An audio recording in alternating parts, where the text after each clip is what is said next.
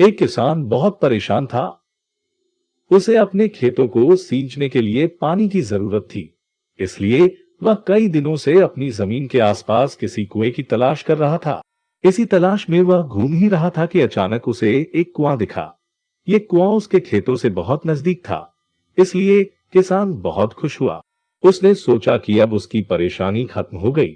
ये सोचकर वह खुशी खुशी घर चला गया। अगले दिन वह पानी लेने कुएं पर पहुंचा। जैसे ही उसने कुएं के नजदीक रखी बाल्टी कुएं में डाली, वहां एक आदमी आ धमका। वह किसान से बोला, यह कुआं मेरा है, तुम इससे पानी नहीं ले सकते।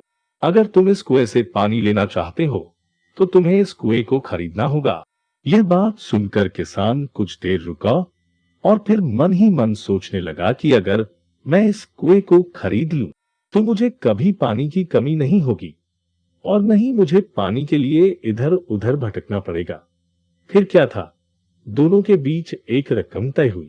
किसान के पास उतने पैसे तो थे नहीं, लेकिन वह ये मौका छोड़ना नहीं चाहता था। इसलिए किसान ने उस आदमी को अगले दिन वह रकम देने का वादा किया और घर की ओर चल दिया। किसान के लिए कुआं खरीदने का ये अच्छा मौका था, इसलिए वह इस काम में जरा भी देर नहीं करना चाहता था। घर पहुंचते ही उसने अपने करीबियों और दोस्तों से इस बारे में बात की और कुएं के लिए तय हुई रकम का इंतजाम करने में जुट गया। थोड़ी भागदौड़ और कोशिश के बाद आखिरकार उसने वह रकम जमा कर ली। वह पूरी तरह से निश्चिंत हो चुका था कि उसे कुआं खरीदने से कोई नहीं रोक सकता। जमा हुए पैसों को लेकर वह फिर घर चल दिया।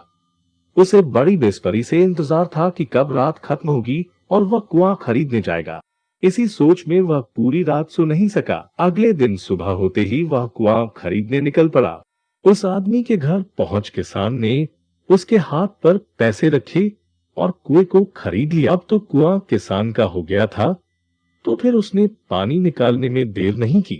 जैसे ही किसान ने कुएं से पानी निकालने के लिए बाल्टी उठाई, आदमी ने फिर बोला, ठहरो, तुम इस कुएं से पानी नहीं निकाल सकते हो। मैंने तुम्हें कुआं बेचा है, कुएं का पानी अभी भी मेरा है। किसान मायूस हो गया और न्याय के लिए राजा के दरबार में शिकायत करने पहुंच गया। मालूम है उस राजा का नाम क्या था? राजा अकबर।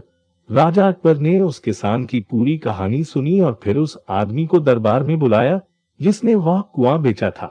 राजा का फरमान सुनते ही वह आदमी भागा भागा दरबार में हाजिर हो गया। राजा ने उससे पूछा, जब तुमने इस किसान को अपना कुआं बेच दिया तो फिर इसे पानी क्यों नहीं लेने दे रहे हो? आदमी बोला, महाराज, मैंने इसे केवल कुआं बेचा था, पानी नहीं। ये बात सुनकर राजा भी सोच में पड़ गए। उन्होंने कहा कि बात तो ये पते की कह रहा है, कुआं बेचा है, पानी तो नहीं। काफी देर सोचने के बाद जब इस समस्या को सुलझाने में वह नाकाम हो गए तो उन्होंने बीरबल को बुलाया। बीरबल बहुत ही बुद्धिमान था, इसलिए राजा अकबर किसी भी मामले पर फैसला लेने से पहले उसकी राय जरूर लेते थे। बीरबल ने एक बार फिर दोनों से उनकी समस्या पूछी। पूरी बात जानने के बाद बीरबल ने उस आदमी से कहा, ठीक है, तुमने कुआं बेचा, पानी नहीं, फिर तुम्हारा पानी किसान के कुएं में क्या कर रहा है? कुआं तुम्हारा नहीं है, फौरन अपने पानी को कुएं से बाहर निकालो। बीरबल का इतना कहते ही उस आदमी को समझ आ गया कि अब उसकी चालाकी किसी काम नहीं आने वाली। उसने राजा से फौरन माफी मांगी और माना कि कुएं के साथ उसके पानी पर भी किसान का पूरा अधिकार है। ये देखकर राजा अकबर ने बीरबल की बुद्धिमानी की तारीफ की और कुआं बेचने वाले आदमी पर धोखेबाजी के लिए जुर्माना लगाया।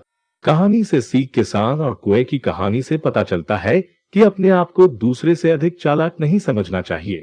साथ ही धोखा देने की आदत से भी दूर रहना चाहिए, क्योंकि कोई ऐसा भी हो सकता है जो आपसे भी अधिक बुद्धि का इस्तेमाल करना जानता हो। ऐसे में आपका धोखा पकड़ा जाएगा और आपको अपने किए का भुगतान करना होगा, जैसे इस कहानी के अंत में कुआं बेचने वाले आदमी को करना पड़ा।